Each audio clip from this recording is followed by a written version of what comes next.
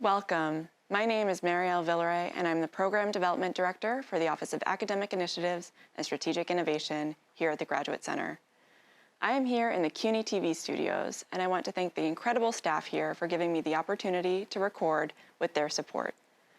We are so pleased to be partnering with Copland House and their ensemble to present this series of virtual programs we call Underscored. Today, we welcome back composer John Harbison. Before Michael Bariskin tells us more, I want to remind you that after the performance, we will have a live Q&A with you, our audience. Please submit your questions and impressions at any time throughout the program using the Q&A button at the bottom register of your Zoom window. Thank you for joining us for today's music and conversation. Welcome, or welcome back to Aaron Copland's home just north of New York City and to another in Copland House's monthly virtual series we call Underscored. I'm Michael Bariskin, the Artistic and Executive Director here at Copland House, and I'm so glad you could join us. These programs have been highlighting important American musical works from today and also from the recent and distant past.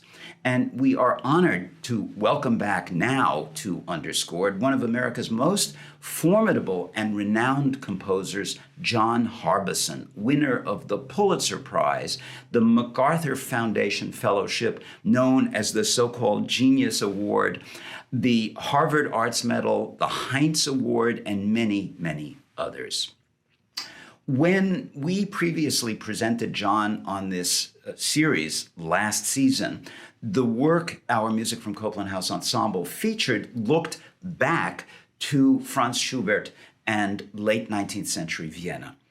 Today's featured piece also looks back, but in a very different way and with very different results, and we'll speak shortly with John about that. The piece is called Songs America Loves to Sing, though they are strictly instrumental reimaginings. John has turned to hymns, gospel, protest and folk songs, and even Happy Birthday, and riffed on these very famous tunes in musically free or very strict constructs. And knowing how erudite John is, these settings are always very sophisticated and really finely detailed. But the original songs that are the basis for his imaginings are always perceptible.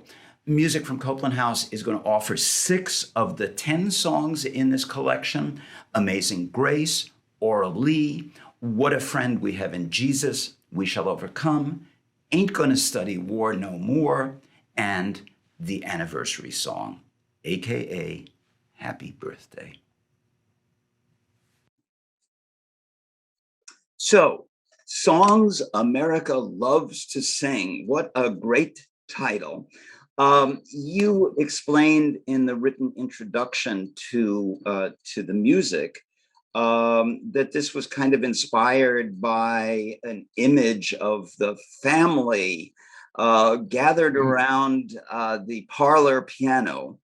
And I wondered if you could talk a little bit more about that, because this really seems like such a vibrant and contemporary riff on songs that have been, beloved by families for generations. Yes, I really was looking for the kind of song that you didn't have to have the music. You learned it by ear. It's kind of in the air. I was sort of taking a guess at what songs were really sort of more than just annual or just more of the moment. I think I was right about some of them and wrong about others in terms of, the audience reaction to this piece. Some say, oh, yes, I sure remember that one. And I don't, that was a big surprise to me, the other ones. We Shall Overcome, for instance, which I thought would be something that would be very much in the air for people of a certain generation, when that was sung at civil rights demonstrations and so forth, very, very, really perennially. They got it, but other folks, really particularly younger generation, were saying, well, what's that song, So I found that over and over with the whole set of selections. I'd say Happy Birthday was the only surefire inclusion. And it's actually a more recent song than many of us think it is, of course. Exactly. And Amazing Grace, I'm sure everybody knows, which is the way the set starts. That's right. And that's the one that is the strongest in the culture right now.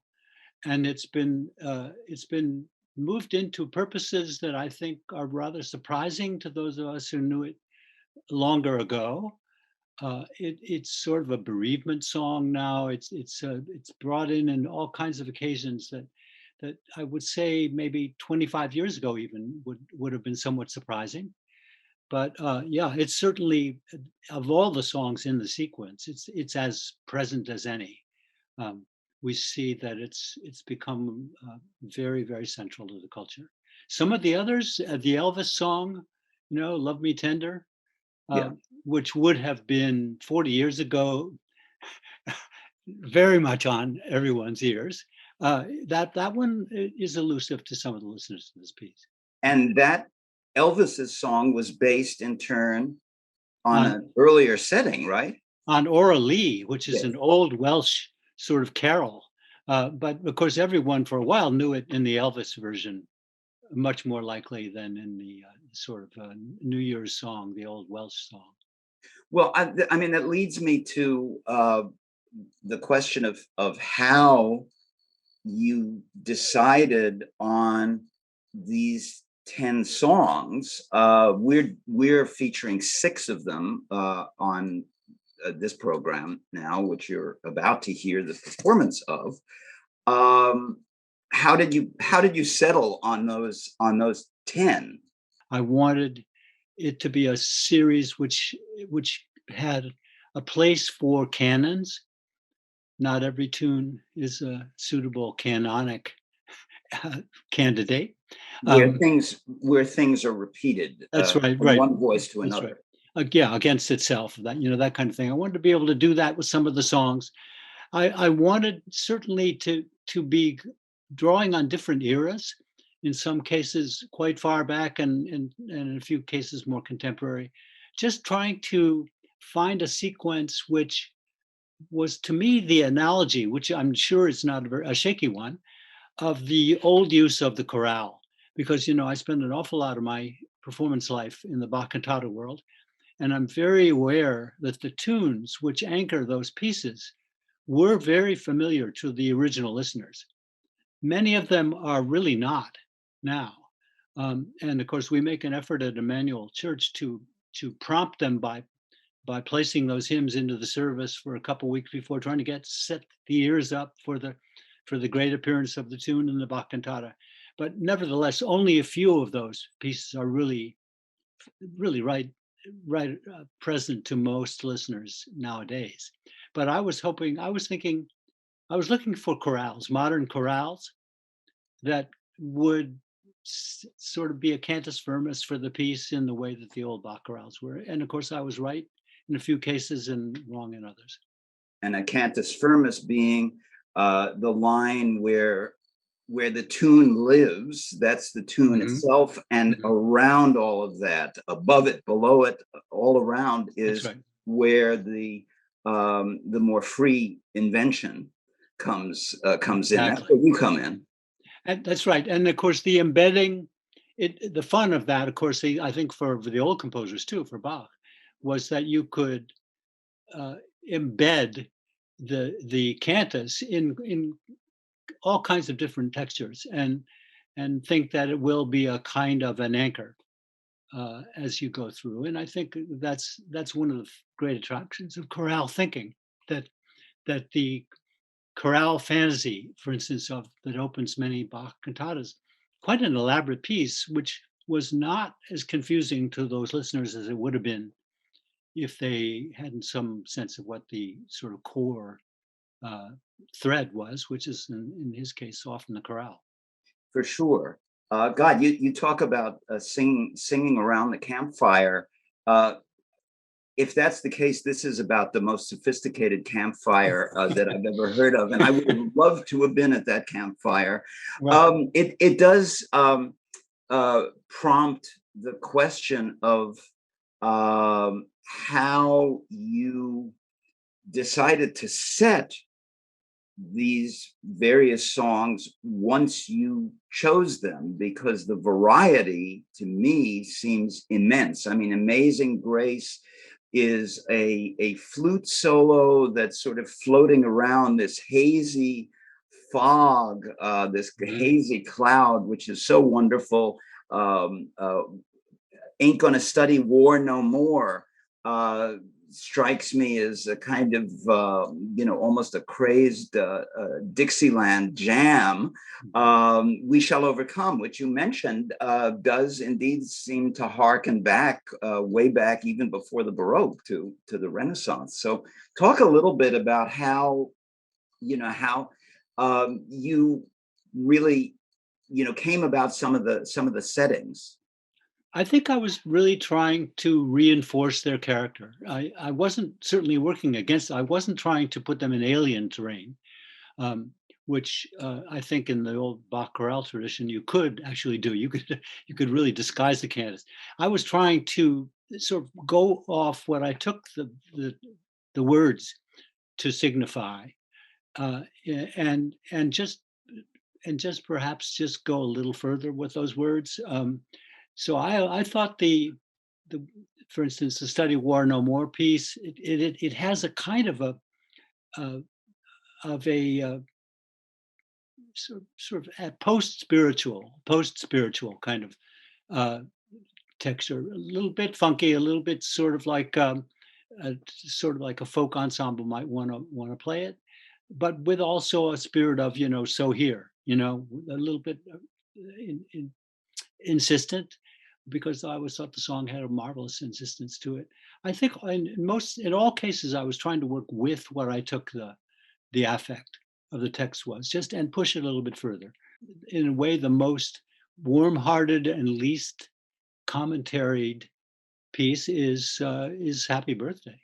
I was just going to ask Yeah, you about that. I mean, that concludes the set, that yeah. concludes our performance today, likewise. And I think, I suspect that a lot of people may be surprised at the, what should I say, relative darkness of the setting. You mark it to be played with melancholy. Yeah, there's a reason for that, actually. I think, first of all, for many people, birthdays are kind of a mixed emotion. I was and I didn't want to be too editorial in this piece. It's a fairly simple setting, but I did want to hark back very deliberately to my sister Helen's birthdays, which were always extremely touchingly melancholic. And you remember it ends with the cello. So I made that for sort of to my own, in my own way of thinking, as very explicitly, because she was a cellist, and I remember her birthdays. You had to be careful about getting too upbeat about it, because she would feel a bit offended. Uh, and it's true for a lot of us. I mean, the birthday it's a forward and a backward experience, and it's reflective. That's what I was thinking, really. It's reflective. And what about those harmonicas at the end of Happy Birthday? What kind of a role do they play? That was exciting that's always exciting for whenever we perform this piece, to get our extraordinarily accomplished instrumentalists to pick up harmonicas and play them. I'm always surprised how well they do, because it's not easy. That in-out breath thing, we all played them when we were kids, but to actually try to do it right, I'm so impressed at how many performers have done very well on that part of the piece. I thought of that as family. I thought that's the instruments that sort of semi-skilled family and friends of family could get out, at least in my childhood day. Everyone had one. And to me, it was a very democratic conclusion to the piece, in a way, in spite of the fact that in pure execution, that's one of the trickiest parts of the piece. It sure is. And that's the way the piece ends. Yeah. Yeah. Look, we're delighted to have you as part of the Copland House family. And we sure hope that we live up to the harmonica standard that you have come to expect with this piece. This piece has become almost a kind of modern classic for so many reasons. And it's always a delight to play it. It's especially a pleasure and an honor to chat with you about this, and I'm look forward to next time. But before next time, now we're going to turn to music from Copland House performing "Songs America Loves to Sing," Thank you, Michael. courtesy of John Harbison. Thank you, Michael. Thanks so much.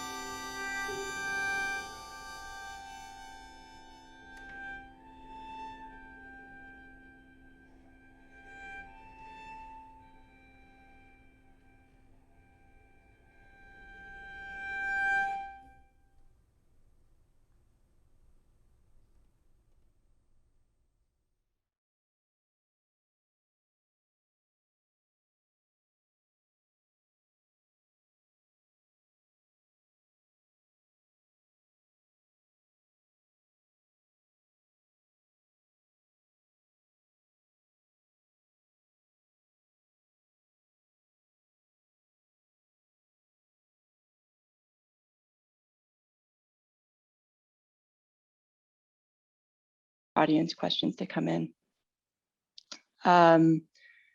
Your catalog of music is almost 300 works. You've completed 7 operas, 7 symphonies, 12 concerts of ballet. The list goes on. So how does this set that we've just heard today fit into that? How does the evolution sort of get expressed? And do you have one in particular that you'd like to highlight or speak further about from the selection today? Well, I think I thought at the beginning of this piece about dedication. I dedicated music to my sister, cellist, and my younger sister, Meg, who is really the only one in the family who was not to some degree pretty heavily involved with music, but was certainly very attuned to music and was in fact for my pop songs, my lyricist on many occasions. I wanted to write a piece for her, which sort of really bespoke of that, of a family experience where we really all made music together. And I don't know whether people still do that. There was, when I was growing up, a real home tradition.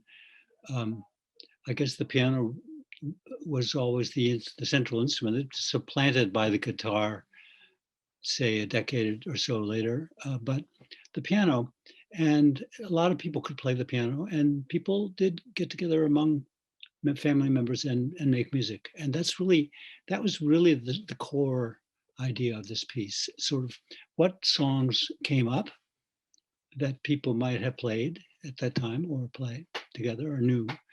And of course, the whole question of what songs do people know in a given generation proved an interesting part of being with this piece, and now over quite a long time since I wrote it, because that certainly changes. The durability handing down of pieces is unpredictable. Some of them, when this piece has been played, people say, "Oh yes, I know that piece and I know that piece."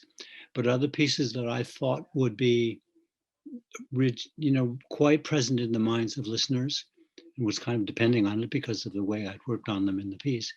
I found that the half-life of songs was unpredictable, and things I expected would stay more might not have, and I was really quite surprised. We Shall Overcome, for instance, is really a factor of when things are most alert and fired up about the civil rights movement. It came into consciousness really early in that time, in the 50s, and it seems to ebb and flow in consciousness in a quite interesting way. Because of the social condition of the country. Others have many other reasons for their coming and going. But the whole idea of memory and familiar material anchoring things I sort of felt I wanted to do was really the fun of putting the piece together, and the thing I enjoyed just as an assemblage. Excellent. Thank you. And Michael Briskin from the Copland House has joined us now. So I invite you, Michael, to turn on your camera and your microphone if you're able, and I'll recede into the background and let you two have a more in-depth conversation. Excellent. Thank you. Sorry about the delay in getting here. I can blame that on technology, can't I? Anyway, hi, John, how are you? Hi, Michael. Good to see you again. Mm-hmm. So I missed the very first part of this conversation, and I think, let's see, I'm just getting myself organized for questions. I actually read something in an interview that you gave, John, and I wasn't aware of this. Actually, I wasn't aware of your answer, wasn't aware of the background. You were talking about Amazing Grace and the origins of Amazing Grace. Mm-hmm. Everybody lately, in the past, how many generations have come to view it as a, some kind of a religious hymn. But you said in an interview that that's not how it started, correct? Yeah, I'm not a great authority on this, but I did read a history of the song, and it originates, I think, in Ireland or somewhere in the UK, and was associated initially with the slave ships. So there's obviously an irony of course, it is obviously a hymn on being saved from danger. Mm-hmm. That's certainly the way the words work. But its origins, I think, are rather, check me on this if there's any listeners who know more than I do, were somewhat sinister and rather contrary to the way it became applied. Obviously, it became applied to the idea that somehow we will be either personally or as a society released from some from some hardship, which was obviously in the civil rights movement. When it's sung in that frame of mind, and also in funerals, it's more like a hymn to be released into another existence. But that's not where it started. And I think if anybody's a real eager beaver about tracking this song and its author, you'll probably find some pretty unusual things about its origin and its original author. Paradoxical, I would say. Well, certainly once I heard an old interview that you gave about that and the notion of the slave ship, and it became clearer why you sort of painted the hymn in the mists in a way. It's like in this fog, surrounding a fog. And I think you had even mentioned that the clarinet comes in rather rudely in a couple of places. And now, to my mind, it makes total sense because you were talking about the clarinet, being like a harbor foghorn. For sure. Harbor foghorn or a boat horn. Yeah. And of course, a lot of people, if they haven't read up on the origin of the song, are a little puzzled by that clarinet.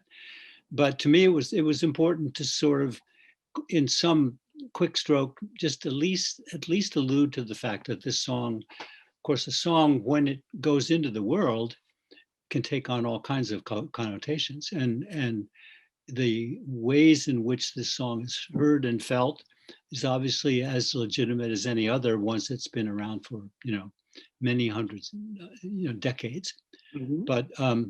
But yeah, I want to allude to that sort of shadowy beginning because it seemed to me an interesting, the way that a melody can move to a different kind of stature, let's just say, in the social compact.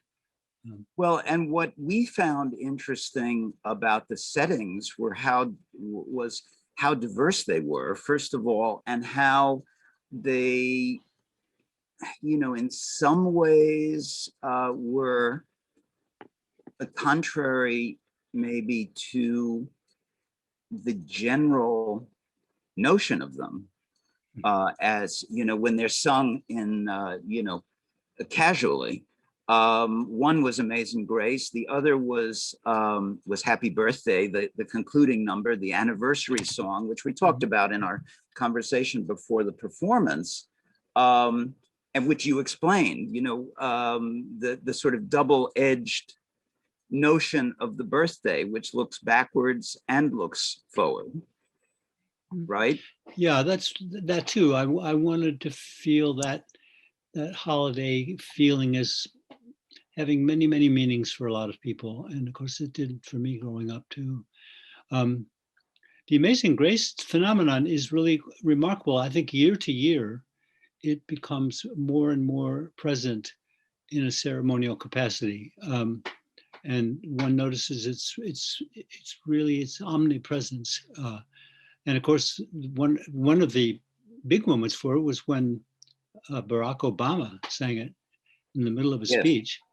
Amazing Grace, sure. Yeah, and I first heard it sung to me by a friend of mine, the oboe player Phil West, who acquainted me with a kind of backwoods kind of mountain tradition of singing that song, which is that you inserted lots of glottal grace notes before almost every downbeat. And that came back to me when I did the setting. Obviously, the flute plays the piece with a huge forest of grace notes, kind of just about before and after, before every note, as if the grace notes had sort of accumulated a tradition around the tune. But that was very striking to me that Phil had always heard it in his communities, sung with these kind of throat clearing sounds before the long notes. Right. Well, and I mean, what you're getting at and what you convey in that setting is something that is very much a part of folk music from all over the world. That notion of sort of playing with pitches and bending them before, after, during, right? Yeah, oh, absolutely. And that's one of the things, of course, I love about all the modes of singing that we can hear in the world is there's so many ideas of how a given song can be inflected. And I love the Ken Burns series on jazz and on country music simply because the wonderful inventory of singing styles that tracks through those films. It's incredible invention of real new vocal idioms. And of course, this, the production of the voice is very different depending on the music, the basic musical assumptions. And composers that I work with nowadays are often looking in their pieces to borrow singing from some of these other forms of music, these other traditions, for their own pieces, because there are so many ways to produce sounds in the human voice. Yeah, and this, I mean, this notion of what you do in what you reflect in Happy Birthday at the end of looking backwards while also looking forward in terms of the setting and the sound of it, and then bringing in the harmonicas. It made me think that the last time that we had featured you on this Underscored series, we did this striking piece of yours about Schubert, Franz Schubert, the great 19th century Viennese composer, crossing into the afterlife.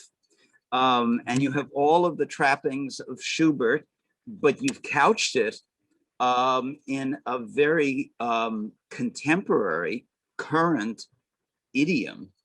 And so you were looking backwards and looking forwards at the same time. That's the same thing as what happens in Happy Birthday here. And of course, in these songs, these are all songs of from generations ago, if not centuries ago.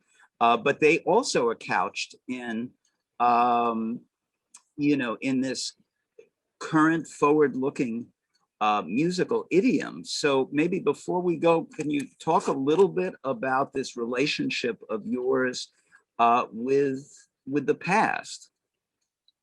Well, I always think of composition having a certain amount of medium-like qualities. It's sort of channeling. That is, if you get into a certain sort of out of your own habits compositionally and into a state that is maybe one you can't quite identify. I'm always so interested in these people who have what they would call sort of just independent of their own mind experiences, like where something almost like a dream becomes absolutely palpable and they are there. I think a lot of composition is in that world that you don't normally inhabit, And one of the things I was happy about in this particular piece, was it really required sometimes just a very relaxed channeling of a situation where I don't normally live, particularly because there were tunes, Will the Circle Be Unbroken? I don't move in the folk world very much. I love hearing what a folk group will do with that song. There's something so direct and impulsive about that reactivity, that channeling that for me was just it's also like taking a lot of holidays. I mean, it seems like we all have a kind of through line, I think, as composers. There's some central line that we adhere to because we feel that the music really does reside sort of very close to some center. But there's all kinds of invitations to go other routes. And I think that a piece like this is just sort of one of those ways of getting a whole bunch of deviations. And I actually try to find the deviations in pieces where I'm close to the central line, because I think that's part of keeping the continuity, not from becoming too much towards the core. I kind of think there's always something I know that I will most likely do, and I tend to want to question what else I might do. And this, I'm sorry, go ahead. And this piece was a lot of opportunities for that. Well, for sure. What I else? think that's one of the things that resonates certainly with me and with so many of my colleagues is this notion that you have of your relationship with and our relationship with the past, which is really revivifying rather than just memorializing. You said something in the introduction to the last piece we played of yours, your Schubert piece, which you titled November 19th, 1828, which is the date Schubert died. And you spoke about, looking to the past, not so much for, sort of mindless reverence, but for connecting or emphasizing the continued relevance of the past with the present. Yeah, to me, that's the way that I would feel most happy with. I get very wrapped up in Bach sometimes because I'm, in performing a lot of music, cantata music, and so forth. But I also really feel that absorption of Bach has to be at all kinds of oblique angles, because the music itself is so incredibly rangy, and just about in terms of his own exploration, there's no stones to be turned. The stones that are to be turned are a kind of really quite abrupt dialogue, or radical excursion from, or something really, I think, coming out of a kind of side trip rather than a mainstream relationship to it. And I think that's true of all the music we inherit. I mean, one of the things I like about the way the composers of the past work always with the past is they always seem to find opportunity rather than comfort. Mm-hmm. And I just think that's one of the reasons that we composers get such a rich experience working with certain things in the past, is that we see roots opening up that we didn't see before. And I find always, certainly even in simple things like devices, the sense of the wonderful feeling that something is used up, it always is exciting to me. I always think, well, it can't be used up. No technique is used up. Techniques are just frames. Fugue is probably a very interesting area of survival and exploration. I got to Cal Arts, and they said, we want you to teach a course. I said, oh, great, I'd love to teach here. He said, what do you want to do? I said, I'd like to teach a course on 20th century fugue. He said, well, what? It was a very progressive place. Well, it was a fun course, and of course, there was way more fascinating music than you would expect. Of course, there was fantastic things. There was Tippett, there was Stravinsky, and everything. So the problem was that their library didn't go back before about 1950, and I wanted everything after that. Well, yeah, they're their school had started recently, and they went this way right ahead, and it's a fun place to teach. And actually, my office was right next to Henry Threadgill and some really interesting people all over the place. But I was teaching this fugue course, and it was, to me, a constant revelation of how much vigor there is in the heads of composers when they think, well, maybe if that feels like it's all done with, maybe this is not true. Maybe there's something else. And I feel that about just old so-called forms. They're not really forms. Fugue really is, of course, fuga. It's flight, and it's just like something that should take off somewhere. So all these things I find like about the past are hidden chances rather than kumbaya embraces. Of course, which reaffirms as you wrote in your introduction to November 19th, 1828.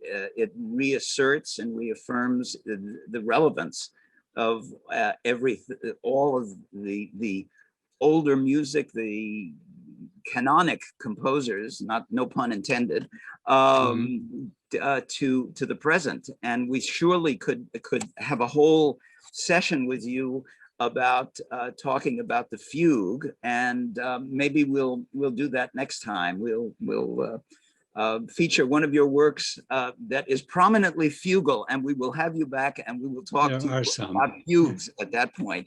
But for now, thank you so much for this really, really delectable work. It is, I don't have to tell you, it's played so often. I feel it's become a kind of modern classic. We were thrilled to be able to feature it on this series, and delighted to have you here, delighted to have you back, and we look forward to next time. So thank you so much for joining us.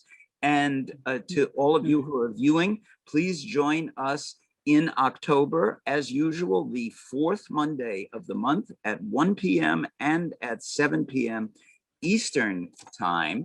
For those of you who have got friends who have missed today's stream now, we will be back at 7 p.m. To again feature Songs America Loves to Sing by John Harbison. John, thank you. Thank you. Bye. Bye.